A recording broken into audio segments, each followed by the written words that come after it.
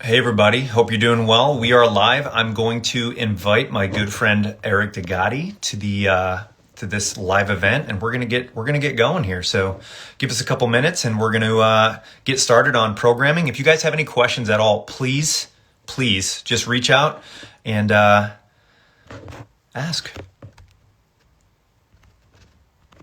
Eric is going to be hopping on in a second here. Just there he is. I just got to figure out how to make this work. Give me a second. You're fine, buddy. You're fine. We'll just admire the Giants jerseys in the back, even though Yeah. as a Patriots fan, I'm going to burn that thing. Yes. Thank you for those, by the way. Yeah, we're here to help. You can thank Tom with that, Yeah. and then we'll go All from right. there. So we've got a few people coming in. Hey guys, so a couple things we want to do here is we want this to be interactive. So if you have any questions about programming, you can put them in the comments. We will do our best to answer those for you. Today is all about a teaser of a new course that Eric and I have put together called Principles of Program Design. And this is something that we've been working on for quite some time. And we notice, as we both are lecturers and teachers for functional movement systems, a lot of the times people were having programming questions. They didn't know what goes where, exercise selection, what takes priority. And that got us thinking, wow, we should really probably spend a little bit more time on programming. And that's really how this course started. We've noticed that so many people just had questions about, where should I put this? Or is this important? Is this the right exercise? Is this the wrong exercise? And that's really how this was born. And we are in the process of setting up some online courses. We've got some live courses coming up. But really, we wanted you to take a little peek on what we're doing. And we want to answer some questions, but we're also going to give you some insight on what we're doing. So, Eric, anything else you want to add to how this course was born? Kind of like you said, we saw that as a big gap in that we would have people come to our course or we'd be at other courses and we'd see people that learned the FMS or they learned FRC or they learned kettlebells or they learned, some sort of method, but then they didn't know how to actually put it in a program on Monday. So one of two things happened. Either what they did is they just made everybody do it on Monday, right? And I've been in that team environment where the athletic training staff took the kinesio taping course and then 60 players have tape all over their body for the next 2 weeks, and then they forget about it when they go to the next course. People say, well, I took the FMS course, but I never used it. And then they just forget about it a week later because they didn't know how to fit it into their schedule, is into part of their routine and into part of their system. And so that's really where the idea said, well, let's give people a framework of principles that they can really plug anything into. So we really don't care what you use, whether it's a clinician using Grassland technique or ART or any type of modality, or it's the strength coach that uses anything from West Side to triphasic to kettlebells to really, to Pilates. We don't really care what you use in terms of your method, but a way of organizing these things into a system so you can actually learn from multiple systems and incorporate them, kind of cook them all in the same pot together. Absolutely. And you had mentioned the course thing, and this happens in the entire industry, and I'm guilty of it myself. I take a course, and Monday morning, everybody gets the stuff I learned from that course, whether they liked it or not, or whether or not they were actually prepared to do those exercises.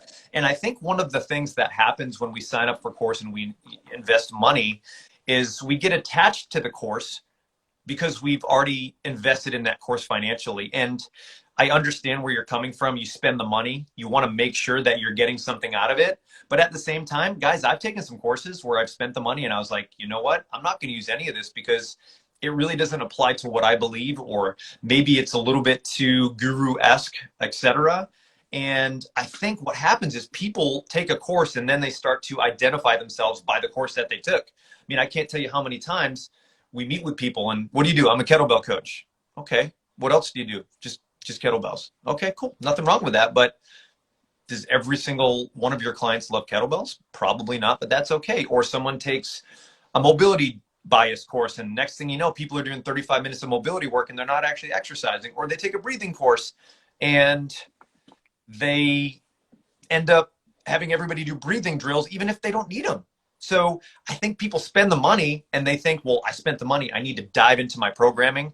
And I think that's the biggest mistake people can make. You should take a course, but you should also be able to step back and see what is actually useful and applicable to my client and what is not. And one of the things we talk about in our course here is the idea of the safety in our silos. And Eric, I want you to talk about that because this is something that I didn't really hear about until you brought it up, and I love it. So why don't you talk about the safety in our silos and what does that mean?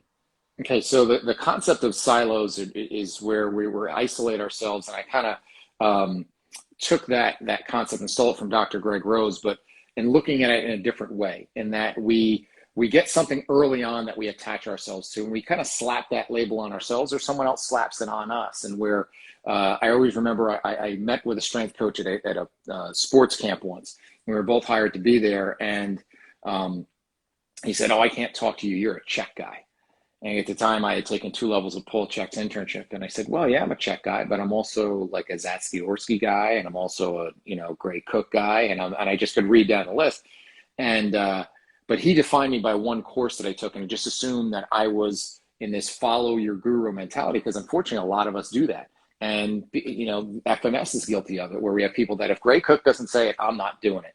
Where the reality is, if you really saw what Gray does in the course of a day, or if what Mike and I would do in the course of a day, we're not there with test kits and rubber bands all day, just doing chops and lifts and rolling patterns. It's a big part of our foundation, but it's not the only thing we do all day. It's actually a small part of our actual daily time that we spend with people. And so that's where we get caught in what I call the safety of our silo. You get labeled as this one thing, and you just don't want to go out of that because you're scared that it may conflict with that one thing that you're used to, right? So I'll read, in the course of a day, you may listen to someone like Pavel Satsulin, who's brilliant, and obviously Mike has worked, side by side with Pavel, and he's taken the kettlebell and taken things like the Turkish get up and brought them into where it's part of the common movement language of what we do here. But then you listen to someone like Al Vermeil, who despises get-ups. And like Al Vermeil's a legend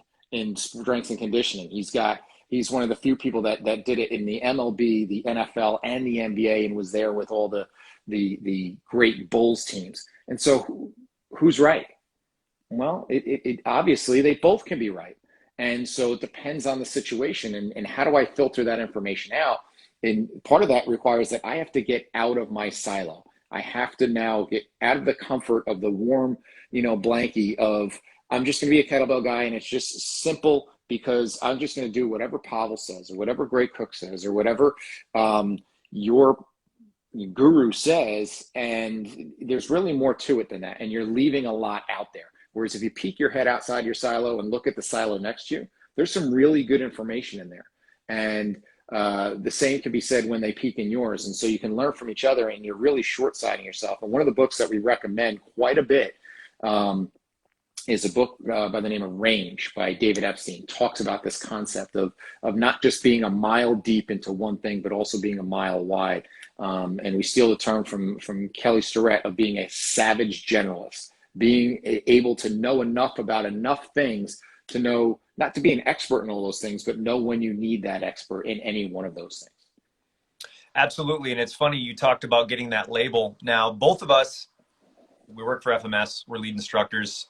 Again, if you want to call me an FMS guy, you can call me, it doesn't matter what you call me, I could care less. But I've been called worse. Exactly. But one of the things that people need to understand is, yes, we both use the FMS, but we're not, like you said, we're not running around with FMS kits on our back and doing chops and lifts and rolling all day. Like, if you're going to call me an FMS guy, you can call me a Pavel Satsulin guy. You can call me a Joel Jameson guy, a Dan Baker guy, a Mike Boyle guy, an Eric Cressy guy. That's what I am. I'm a conglomeration of the people that I steal the most from, and I'm okay with that. Now, do I use the principles from FMS? 100%. That is just what I do, and I've had some decent success with it. But if you're going to call me an FMS guy or call me a Strong First guy, then call me all those other things as well, because I get just as much information from all of these other brilliant strength coaches that are out there. So I think the whole idea of being labeled as this or as this is just absolutely ridiculous. And I always use this analogy with some of my clients. People like, I'm a runner. I'm like, no, you're just a person that likes to run, or I'm a power lifter. No, you're a person that likes to deadlift, squat, and bench. So why do you have to put that label on yourself? Because maybe that's how you identify yourself. But we need to understand that um, when it comes to what we do and the decisions that we make, there are principles involved with that. Sure, there are various methods, but the principles are what are going to guide us. And that's a big part of what we talk about in the program. But we're going to move on to a slightly different topic. And we talk about sort of key questions, and we put these key questions into a few different buckets. So when it comes to a new client, Eric, and you're talking about some key questions, so what are the things that you're looking for when you meet with a new client? What's the information you're trying to achieve? So in the course, we actually have an entire section on this, and we have 21 questions. We didn't steal that from the 50 Cent song, by the way. But we have 21 questions that are broken into three separate sections of 7 questions. One are the questions that we need to ask the client day one. Two are the questions we need to ask in case there's a history of injury, which is just about everybody. And then 3 is what are the questions we need to ask ourselves. If I were to boil it down to 3 main things I need to gather for myself in terms of writing someone a program, is I need to look at 3 main decision-making factors. This is the first thing is I'm going to look at information. How much information am I going to be able to get about you? Am I able to do an FMS? Am I able to do performance testing? Am I able to get body composition numbers? Am I able to get the ability to sit down with you and ask all these questions that I'm talking about? Or are you somebody maybe that I'm working with remotely? Or maybe it's a high school team where I don't have time to access 50, 60 players on a high school roster. And they may not have the budget or the wherewithal or time to have me screen everybody and test everybody. So I have less information to go by. And so that program is going to reflect that I don't have as much information that I can customize it with. The second thing I look at is access. How much access do I have to you? There's a big difference in writing a program for someone that I'm working with one-on-one, that I'm going to oversee all your exercises, versus someone I'm going to work with remotely, or I'm just giving you a program that you're going to follow at home, or if you're going to be working at a LA Fitness or something like that. And then that's going to make a big difference in my decision-making process. Like we talk all the time about Olympic lifts. Like Olympic lifts are awesome, but I don't know if I'm going to program that for a bunch of high school kids that have never done it before. I don't have the time to go in there and coach them. And then I'm not going to be there for every workout. If I was your full-time strength coach, then yeah, maybe I could have the time to do that. But I'm going to give a program to an assistant coach that may be a defensive line coach that he hasn't been in a weight room since he was in high school. And so he doesn't have the ability to teach something as technical as an Olympic lift. So I have to figure out, how am I going to get those attributes that we want to get out of an Olympic lift in another way that's a little bit different, because I don't have as much access. And that leads to the last point, is safety. Is that, what is it safe to give you? And that's one of the reasons we look at something like an FMS to say, if you can't even touch your toes, is it safe programming kettlebell swings? Is it safe to have you go and do one of these things on your own if I'm not going to be able to supervise you? So we look at access, we look at information, we look at safety, and then we can go deeper into what some of those other 21 questions would be. Absolutely. And I think it's so important to understand that. If there's one thing we learned from COVID, is that one, people want to exercise at home, or did want to exercise more at home, but I can't tell you how many times someone reached out to me for a program. And so I go through and have those questions with them, and they're like, well, what do you have for equipment? And they're like, I have a box of Legos. A kettlebell that's 4 pounds that I bought from the job lot. And I've got, a couple gallons of water. Can you write me a program to make me Usain Bolt? And you're sitting there going, no, I can't. I cannot, because you're going to have to do a little bit more than that. And don't get me wrong, you can get really strong with body weight training, but it's a skill in itself. So having the right equipment is huge, because I can't tell you how many times, again, people ask me for a program and then I see what they have and they're like, I want to get better at back squatting. Do you have a rack? No. It's like, well, why are you even bringing that up? So I think far too often people think they want a certain outcome or they want a certain workout, but they don't even have the skill, the equipment, or the environment to make that happen. And I think that's a huge mistake for people to be almost, it's a mistake where people tend to be unaware of what they're actually trying to get and how to get there. I mean, everybody wants to, look good naked, have ripped abs and a beautiful flowing set of locks like myself, but it's not going to happen. So having that pertinent information is going to allow you to write a very, very different program, because if you only have 3 to 4 things, you can't add barbell, kettlebells, etc. to the equation. So let me ask you this. So let's say someone gets injured. Like, we don't really know what's going on yet. We just know there's an injury. If you were to ask 3 questions on why that client gets injured or what to do with that information, give me 3 examples of what you would ask after someone gets injured. Okay, so one of the first questions we want to ask is, well, how did this happen in the first place, right? Because there's a big difference in mechanism of injury, and there's certain things where your body just kind of failed you, and then there's other things where there was some sort of violent episode where it brought on this traumatic, type of situation. So a perfect example I have um, one kid who's a college football player, and another guy who's a pro soccer player, both with history of tearing their ACL. The soccer player just planted and the knee buckled and it went, trying to change direction. The football player planted and a helmet went full speed into his knee and blew it out.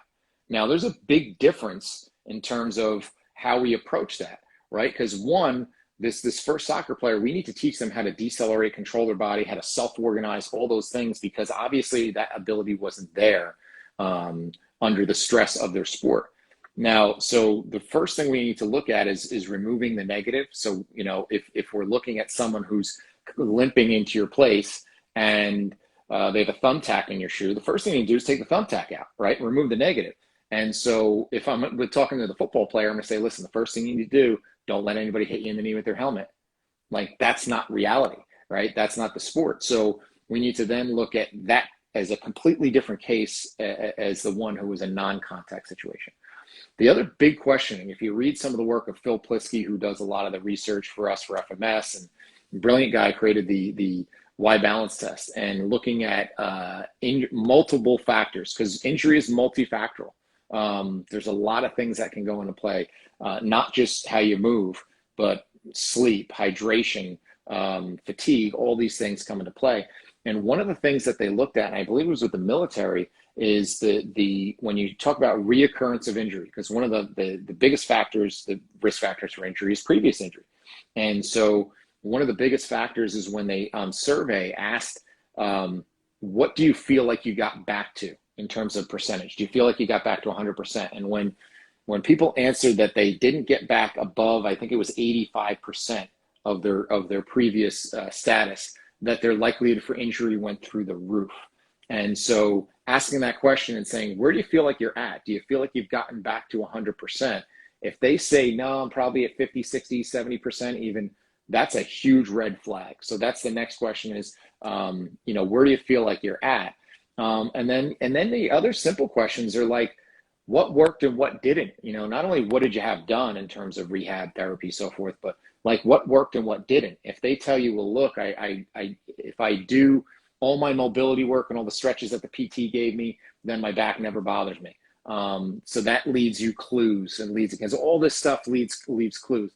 Or if they say, I went and I tried yoga and I never hurt worse after that, then that starts to give you some red flags that, okay, maybe we don't force feed our mobility stuff into this person right out of the gates because we're going to scare them off, or we may actually trigger something that make it worse. So those are just some basics questions, but we need to peel back the onion more. So when people say, well, why do we dedicate a whole section of a course on program design on questions, is because when we talk about data collection, and we have a whole section on data collection and interpretation of what assessments are key and what type of testing do you do. Well, probably the best assessment we do is a good client interview. And because if you miss one of these things, it is going to absolutely derail your program, right? You have a guy that you're going to do grip work with, right? Because that's part of your program, and you realize that you're thinking he may need to improve his grip, but you don't ask him what he does for a living.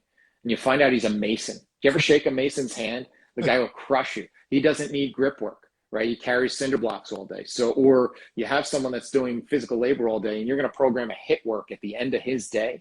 probably not a really smart idea. But if you never ask that question, you'd never know.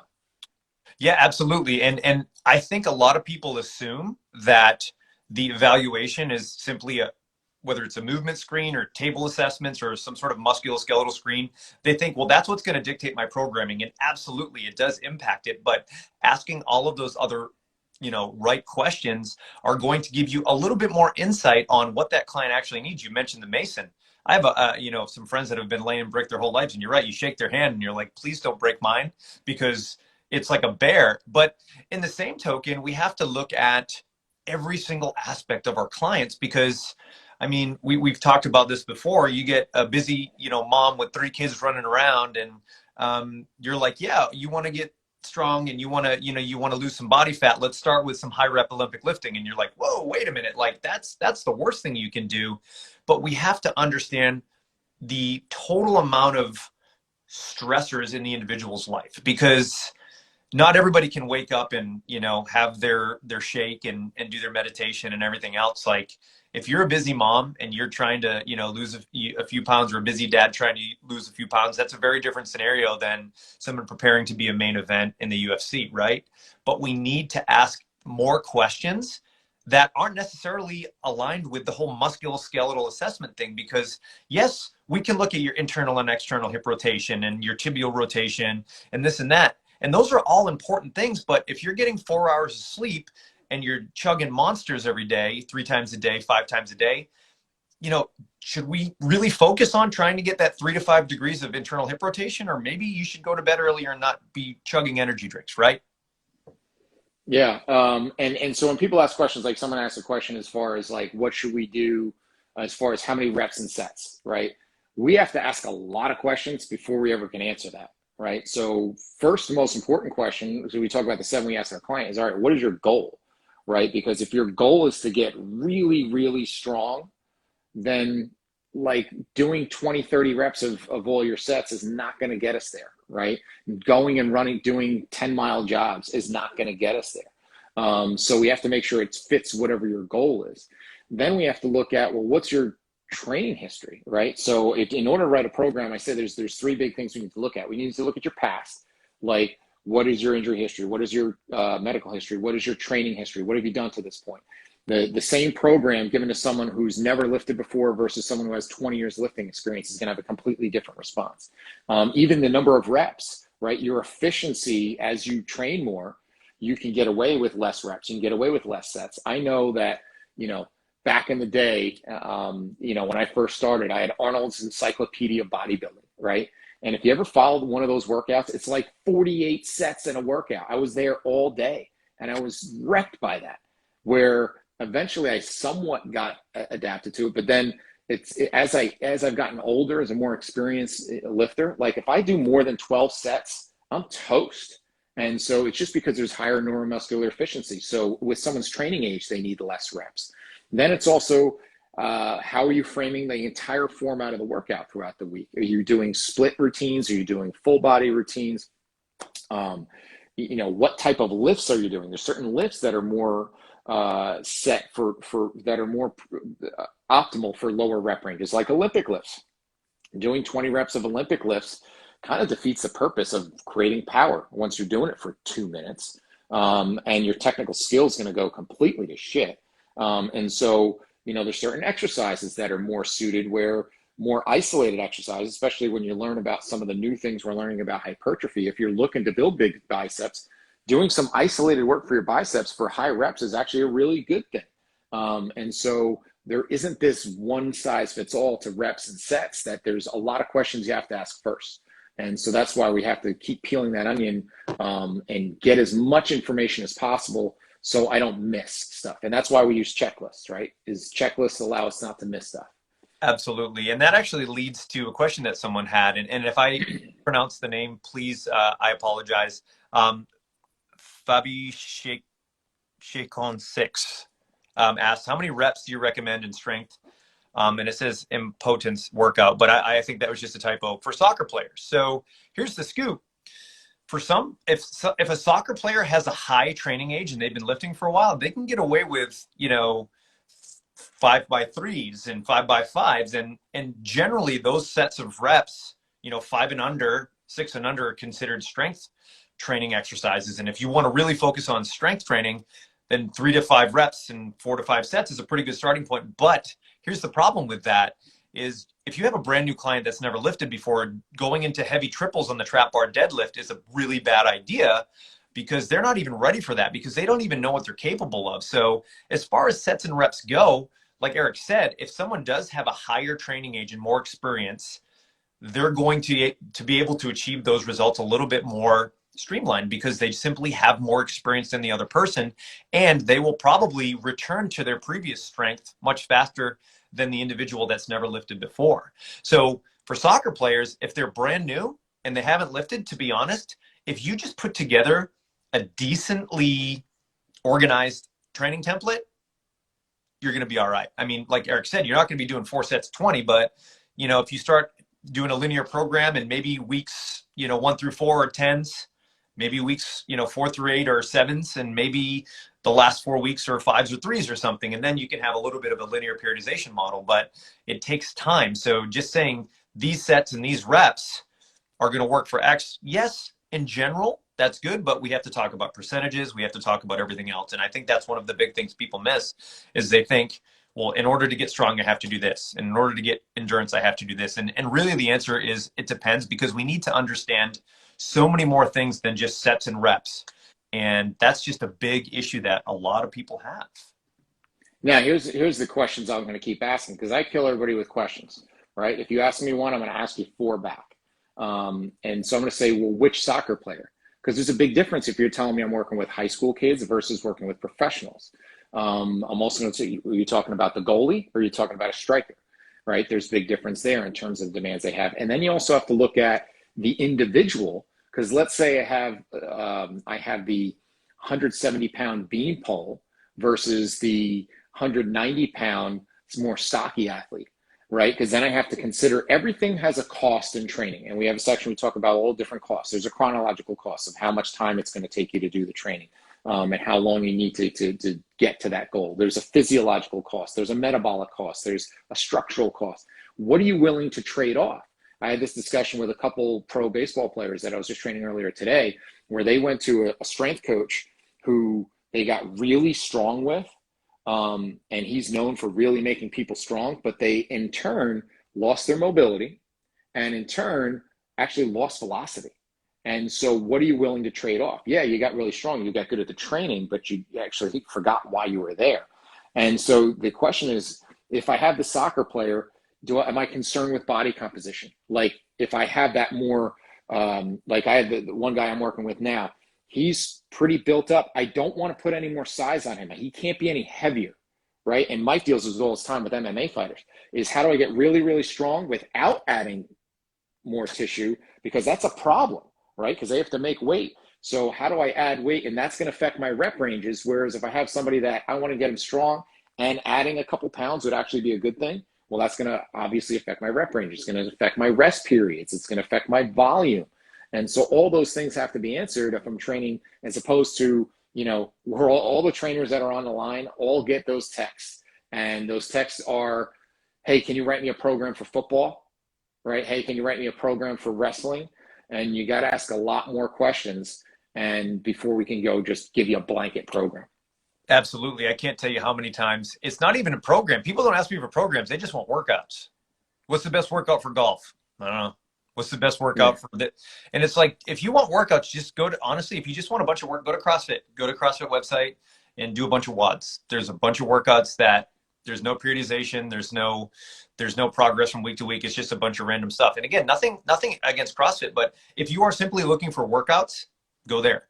Because if you want to work out, I'm going to have to ask you these questions. And if you want to work with me, we need to spend some time learning more about you. And I think that's one of the things people miss is they just assume, I want to get strong. And then they write them a program to get strong. And there's nothing wrong with that, but it's all contextual.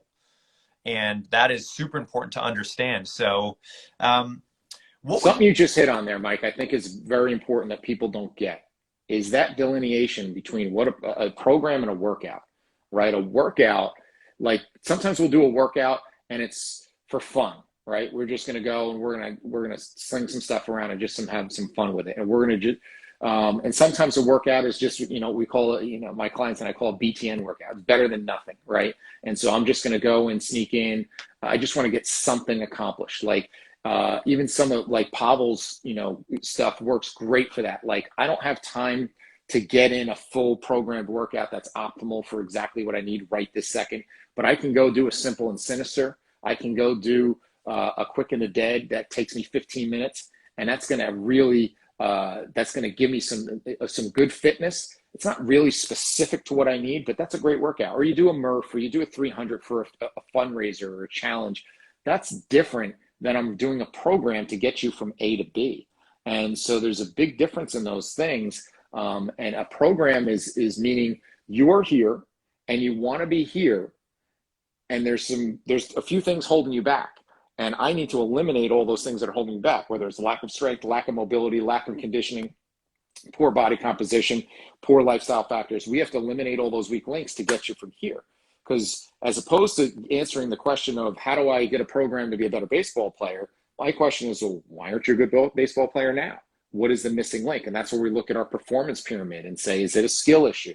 Is it a movement issue? Is it a health issue that you have an injury you're working around? Is it a performance factor? And if it is a performance factor, we break that down even further. Is it your speed, your strength, your power, reactivity, all these things? And then boiling it down to what thing on the checklist are you missing? And it's just a matter of going through the checklist.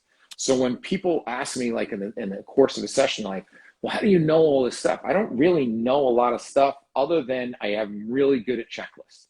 And then I just have go-to stuff to say, all right, do you have enough mobility? Yes. If that's checked, we move on. We're going to just make sure that everything I do maintains the mobility that you have because it's enough. And then we're going to move to strength. And then we're going to do all these things. And then within each one of those, there's a minimal, there's a maximal, and there's an optimal, right? Minimal is like everybody should be able to do a certain basic set of things. Like we talk about that we owe it to you as being your coach to give you a certain level of physical capacity, right? And the joke I have is if you're training on a regular basis and you still can't help me move a couch, right? Your program sucks. Like you should be able to do some really fundamental things as someone who works out, like some of the basics. Like I want you to be able to do a straight arm hang for 60 seconds is kind of like one of the marks. And we have a whole section of things that we talk about of some of those things that we look at is just minimums you should be able to do. The FMS has our fundamental capacity screen. And like you should be able to broad jump 120% of your height. If you can't do that, you're kind of just missing a minimum of physical capacity that you should have. It doesn't mean if you're going to make it to the NBA if you can do that. It just means you meet the minimums. Obviously, you look at NFL players or something like that who are going much further than that, but I'm looking to see do you meet the minimum. And then there's your maximum. And then you got to ask, do I really need that maximum? Like if you get your bench press up another 50 pounds, is it going to really move the needle on trying to get you to run faster? I don't know. I don't know if that's necessarily going to be optimal. And then finding that optimal, that's kind of the art of what we do, is finding what is going to be optimal to get you to the point where you're going to be able to perform your best. Absolutely. And, one of the things you had mentioned is the optimal performance pyramid. And that in itself is actually a checklist. Because if you look at the work of Gray Cook, and his original idea of this is at the very, very base of the pyramid is just movement. Do you move well enough? Do you meet those minimums? And then stacked on top of that is essentially your strength and conditioning, your ability to generate power and endurance. And then lastly is specificity or skill acquisition. And I think what happens far too often is people chase the wrong thing. They think, well, if I get my bench press up, I'm going to swing faster. And it's like, well, not necessarily. It may or may not work, but we have to dig a little bit deeper because there's so many different factors. And I say this all the time. I work with some of the best fighters in the world, and I can get you in the best physical shape possible. But if you can't prevent yourself from getting punched in the face repetitively, all of those treadmill sprints that we did don't mean a damn thing. And also we have to understand what happens in a competitive environment as we start to get tired, as we start to get fatigued, things change, right? I can't tell you how many times someone watches an MMA fight and they tell me that guy has bad cardio. He just got punched in the face 20 times. Does he have bad cardio, or does he need to really work on his boxing, right? And I think far too often we see this, and you work with a lot of baseball players, and every baseball player wants to work on exit velocity and pitching speed, but the problem is they don't honor that idea of moving well, developing a nice GPP baseline of strength and conditioning, and then stacking specificity or skill acquisition or skill maintenance, whatever, on top of it. That's just the way to go. And I don't care if you're the most technical guy in the world, but if you can't do a push-up, then maybe you don't need more technique. Maybe you just need to get a little bit stronger. And I think just having that simple checklist of what does this person need, I think is going to allow coaches to make better decisions in general. And that's really what this course is all about. So we're going to kind of close with this, Eric. What do you think is the biggest, let's say, the biggest issue coaches have with program design? Where do you feel like it's the biggest stumbling block? Well, I'm going to take it from something you just said, and that we make the mistake of putting all strength and power in one bucket. All core strength is just one thing, right? It's just do planks, and when you get good, just do longer planks, right? And that's going to build my core. But realize your core does a lot of different things. Your core has to not only brace for when you're doing something of a high threshold type of thing, whether it's blocking it, an offensive, blocking a defensive lineman or something like that, or getting punched in the gut. But it also has to do more low threshold reactive things for when I cut and change direction, or have to do a more fine motor skill like throwing a ball. And so we kind of just take all strength and conditioning and throw it in one bucket, right? And we kind of look at this parts thing and just say, oh, if we just do these things, it's going to translate to a stronger core or whatever it is. There's a kid who came in to me who's a real good high school player, and he came in for one of his sessions, and he's like, yeah, can we switch one of, some of my exercises today? My back hurts. And I go, what happened to your back? He goes, well, my hitting coach had me flipping tires. I go, wait, your hitting coach had you flipping tires? Why is your hitting coach not working on your hitting? Because I don't go and teach you how to hit. What are they doing? Flipping tires. He said, well, he said it's going to make me hit the ball harder. I said, okay. Like, what's the rationale behind that? Like, where does that come from, other than maybe some eye candy of seeing maybe a Mike Trout flipping a tire, and it's just assumed, well, it's this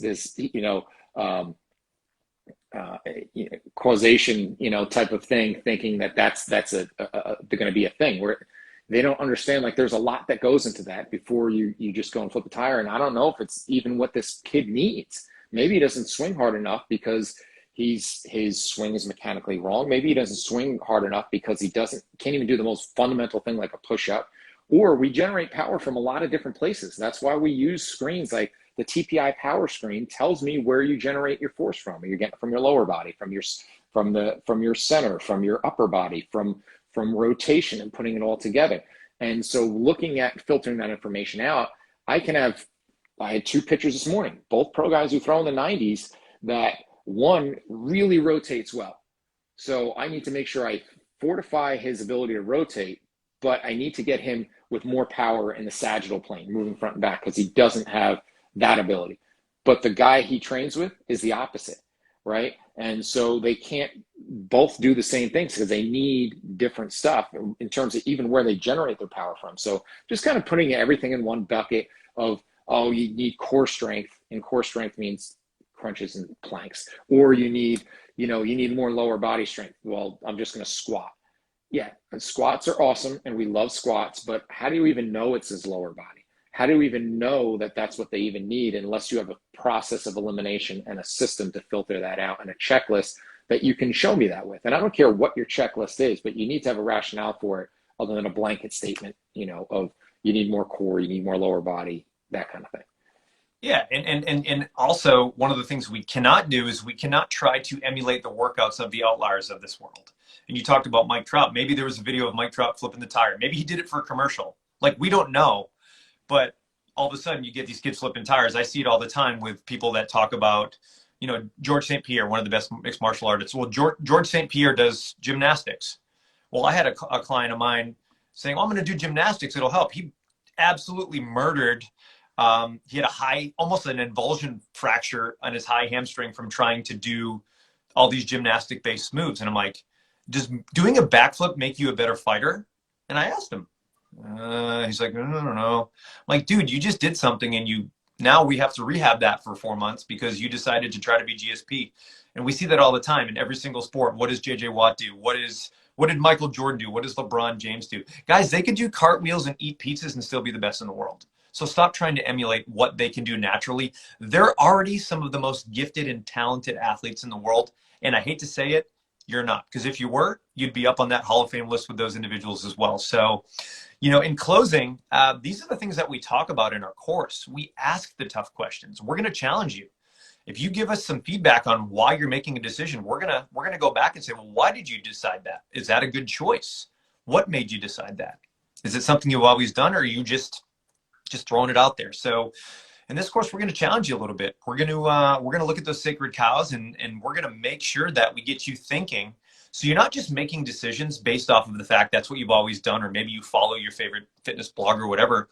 We want you to understand how to strip down all of this information to make better decisions from a principle standpoint. And that is really what this course is all about. And we're going to be doing more and more talks like this.